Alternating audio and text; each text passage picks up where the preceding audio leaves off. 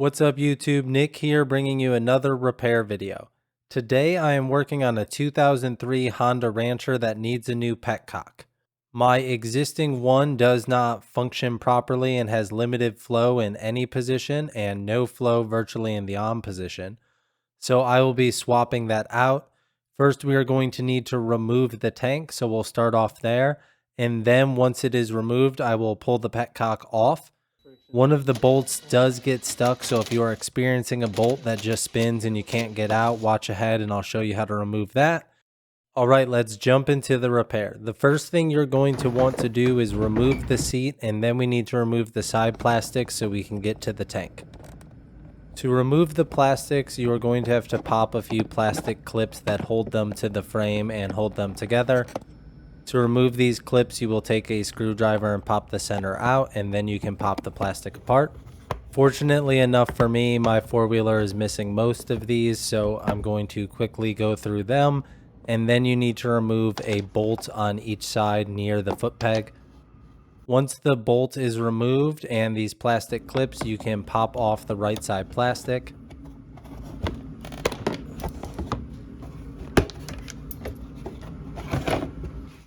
The left side also has two screws which are under the little access door near the front.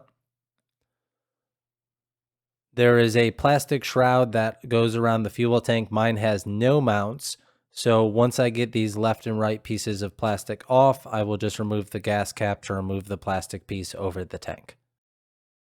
Alright, now that the plastics are all removed, it is time to remove the tank. The first thing that you need to do is remove two straps, one on each side of the tank.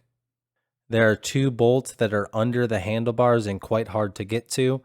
I was too lazy to remove the plastic instrument panel, which might have made getting to these bolts easier. What I ended up doing was grabbing a 1/4-inch swivel, attaching it to a ratchet, and breaking the bolts free. Once the bolts were free, I grabbed a palm ratchet so I could easily get in there and unscrew them the rest of the way.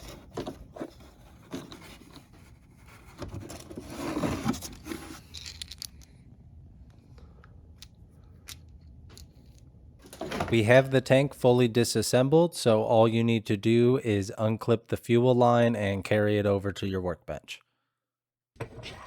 From here, remove the little handle on the petcock if you haven't yet, and to pull this out, you're just going to need to loosen these two bolts. They were actually quite tight, much more so than I was expecting, so I grabbed my impact to break them free. When using the impact, one came like a dream and the other one just spun around inside of the plastic tank. There is a square brass fitting that is glued or molded into the tank, which is actually just rotating underneath. I've read online about a lot of people having this issue with Honda Rancher four-wheelers. I tried using a screwdriver to pry upwards and rotate the bolt, but that was not enough to get it to unthread from the fitting. So what I ended up doing was grabbing an angle grinder and cutting the head of the bolt off. If you're going to use an angle grinder, make sure you drain this tank entirely and cut this outside so you don't burn your house down, but it works quick and easy. A few moments later, the bolt head is gone and the petcock is easy to remove. You can get a really good view here of the square threaded fitting that is in the tank and spinning, and how gnarly that old petcock is. So before I install the new one, to make sure that I can thread it down tightly and get a good seal, I'm going to epoxy in this old brass fitting. I'm just using cheap Harbor Freight epoxy here. I grabbed some nice electric tape to cover up the existing hole as well as the other fitting. And then I grabbed a fresh bolt and threaded it in on that side so I can fill the epoxy around it. You're really going to want to take the epoxy and apply it on thick and push it into those gaps around the fitting so it seals nice and tight. I'm going to let this sit overnight, and then tomorrow we'll unthread that bolt and deal with what's around it. 24 hours later. Alright, I'm back. It's the next day. The first thing I did was unscrew that bolt. Came out like a dream. I originally planned on sanding down the epoxy to get a nice smooth surface, but after a few minutes of doing that, I figured there had to be a better way. I grabbed a woodworking chisel and cleaned up the surface, and it turned out fantastic.